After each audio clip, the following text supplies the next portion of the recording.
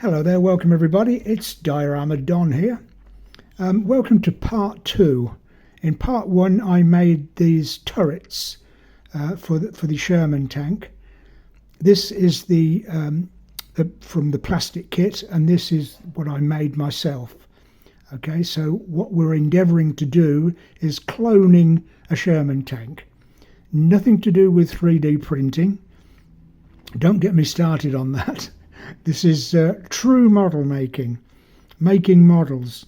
Okay, so we've got the two turrets, and now what we need is the chassis and the body. So we're given the chassis, easy enough, just one piece added on to be stuck on there.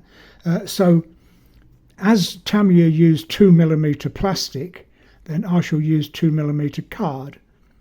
And then I've cut out the sides, easy enough to do, to get the sizes and dimensions on the side there, and hot melt glue these onto the side like that way.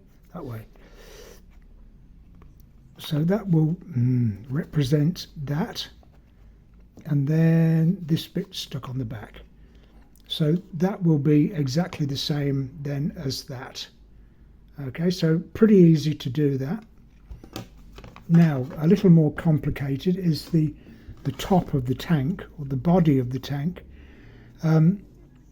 Easy enough for the sides. Just get the dimensions from the side there and cut card accordingly. So that will go there. The top is parallel to a certain point, and then it goes down at an angle down there like that. But there's also a secondary angle, if you like. So from that point to that point there is a secondary angle. It's angled down from that line there, and then and then down like so. So I'm going to need, well, this is what I've cut out. Okay, so this is the front. I've cut the hole out for the turret so that my turret will sit in the hole like that and turn like so. Same principle that Tamiya uses, if I can get it out. So we've got the hole there for the turret and the two holes there for the engine air intake. So we need these angles. So I've measured where that back angle is and scored that. So that will bend down slightly like that. And then these scored at the right angle will bend down like that.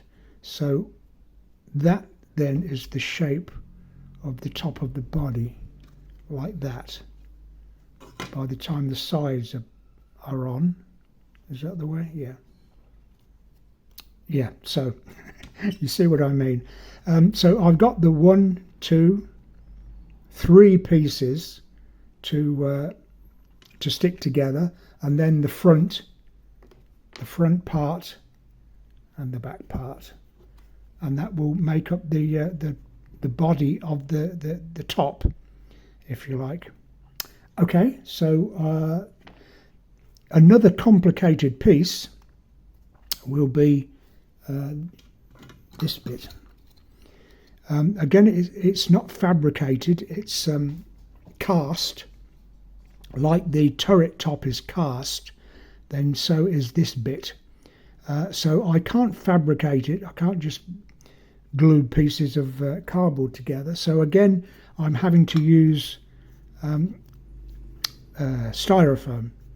And that's basically the shape. Again, it took me 2 or 3 attempts to get the right shape, but that is the same shape there, and that will then fit like that when it's all put together. Okay, so what I need to do is go away and stick these pieces together and come back, and I should have a chassis and a body top, the same as the plastic ones. So I'll be back in just one moment. Okay, so I've made my top and my chassis, and stuck all the bits together, and now it's the right shape, the right size. We've got all the right angles, that secondary angle there and that angle there, so everything is shape wise is accurate. I put my what do you call it? I don't know what you'd call it even in the front there. That will be okay when it's all painted up. The problem is it's cardboard, okay, so there's nothing we can do as regarding painting or finishing or doing anything with it. So we've got to get rid of the cardboard and give it a coat of filler. Once that's done, the same that I did with the turret. So I'll give it a coat of filler and give it a sanding down, probably a second coat as well. Sand that down, and then I've already started putting the bits and pieces, whatever is on here, I've started to put on here.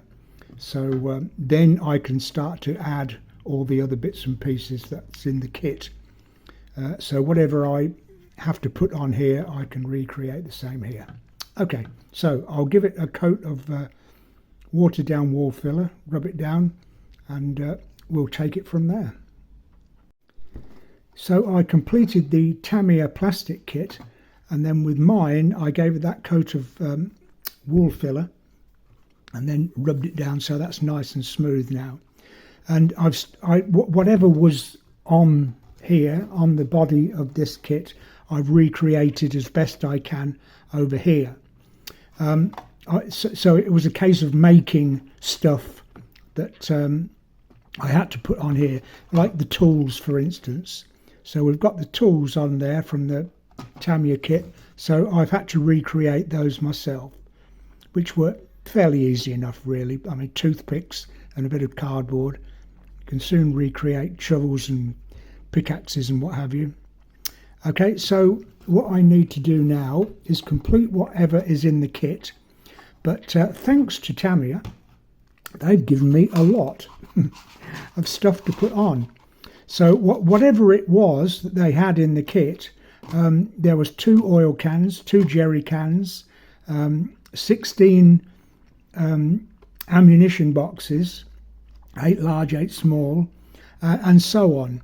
So that there was plenty that they gave me for one that would do quite adequately for 2.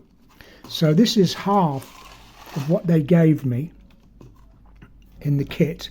So rather than my having to make all these, now I can stick all this lot on.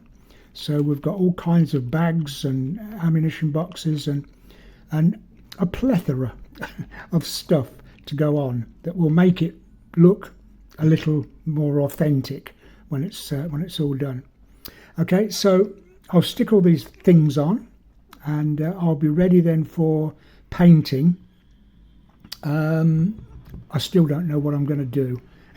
I've ordered the Tamiya spray paint olive drab. I didn't really like the finish on the what I hand painted.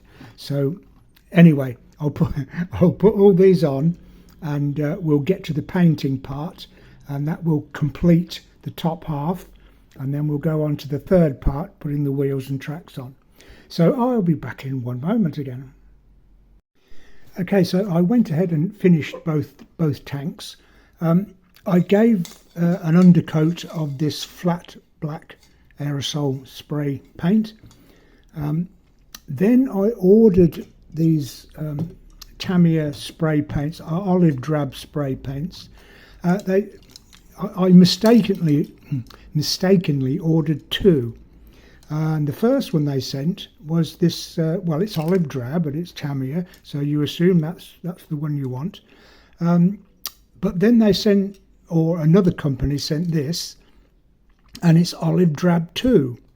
And as you can see, it's I don't know if you can see, but it's a completely different shade of olive drab. And this, I thought, was a far better, more realistic looking olive drab than the darker one. So that's what I ended up spraying both kits with.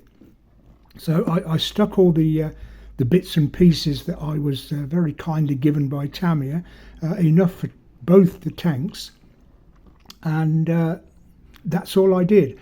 I gave it a dark, not pin wash, just a black wash when everything was done, just to darken it down, just to take away the newness of the decals, and then a white dry brushing just to bring out the detail. So that's all I've done, and that's all I'm going to do. I'm not getting into chipping or rusting or anything like that. I'm not competent enough to do that. But as you can see, there's not a great deal of difference between the two. And of course, a fantastic difference in price, because one cost me, well, £20, $24. The other one cost me nothing at all, just a little bit of cardboard.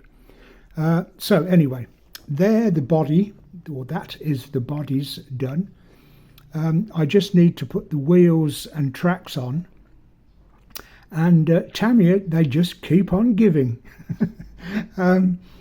They've given me 2 sets of wheels, one for different types of Sherman tank.